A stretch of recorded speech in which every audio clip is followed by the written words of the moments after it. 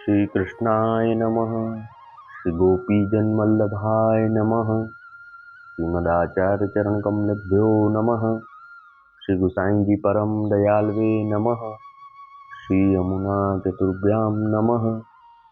श्री गुरुवे नमः। श्री गुरुचरण कमलेभ्यो नमः। जय श्री कृष्ण।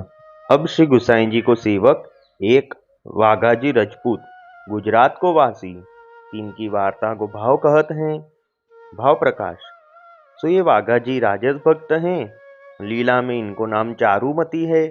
सो मदोन्मत्ता के भाव रूप है।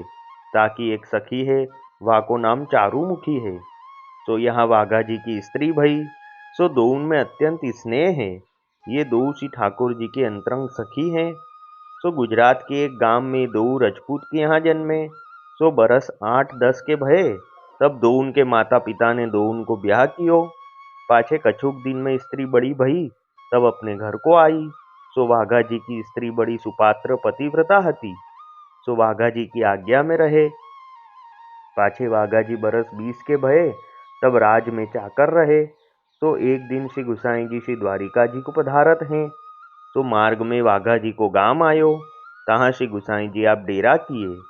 सो वाघा जी ने श्री गुसाई जी के साथ रथ घोड़े मनुष्य बहुत देखे। तब वाघा जी श्री गुसाई जी के मनुष्य से पूछे, जो ये कौन राजा की फौज आई है, आज कहाँ है। तब एक ब्रजवासी ने कहो, जो ये राजा नहीं, ये राजान केहू राजा महाराजाधिराज हैं, आचार्य हैं, जगत गुरु हैं, बड़े बड़े राजा इनके सेवक हैं। तब वाघा जी ने पूछो, जो इनको नाम कहा है और ये कहाँ रहत हैं। तब ब्रजवासी ने कहो, जो ये श्री विठलनाथ जी श्री गुसाई जी हैं, ये श्री गोकुलाधिपति हैं। तब तो वाघा जी को श्री गुसाई जी के दर्शन की उत्कंठा भई। पाछेवा ब्रजवासी सो कही, जो तू मोको इनके दर्शन करावेगो। तब उनने कही, जो देखी वे ठाड़े हैं। तब वाघा जी देखे तो साक्षात श्री गोवर्धन धर ठाड़े हैं। ऐसो स्वरूप तेज प्रताप देखियो। तब तो वाघा जी आए श्री गुसाई जी को विनती कियो, जो महाराज मोको कृपा करी अपनो सेवक कीजिए, आज मेरे भाग्य उदय भये हैं। सो साक्षात कोटि कंदर्प लावण्य पूरन पुरुषोत्तम के दर्शन भये। तब श्री गुसाई जी वाघा जी को देवी जी जानी शरणी लिए। पाछे वाघा जी ने विनती करी, जो महाराज मेरे घर पधारी के मेरी स्त्री को हु शरणी लीजिए। पाछे श्री गुसाई जी वाघा जी को बहुत आग्रह देखी, कृपा करी के उनके घर पधारे। पाछे स्त्री को भी नाम सुनायो। पाछे दो उनको उपवास कराए, दूसरे दिन निवेदन करवाए। ता पाछे वाघा जी ने विनती करी, जो महाराज कृपा करी के भगवत सेवा पधराई दीजिए, तो हम सेवा करें। तब श्री गुसाई जी उनको भगवत स्वरूप पधराई दियो। और वाघा जी के घर एक पास एक वैष्णव रहत हतो।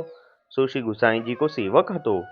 सो श्री गुसाई जी वाघा जी सो आज्ञा किए, जो या वैष्णव सो सब सेवा की रीति पूछी लीजो। ता पाछे श्री गुसाई जी तो उहाँ ते विजय किए। सो वाघा जी राजपूत व वैष्णव के पास थे सब सेवा की रीति सीखे। अब वार्ता का संक्षिप्त सारांश हिंदी में। अब श्री गुसाई जी के सेवक वाघाजी राजपूत गुजरात में रहते। ये राजस भक्त हैं। लीला में इनका नाम चारुमती है और इनकी एक सखी है, उनका नाम चारुमुखी है। तो यहाँ वह वाघा जी की स्त्री हुई।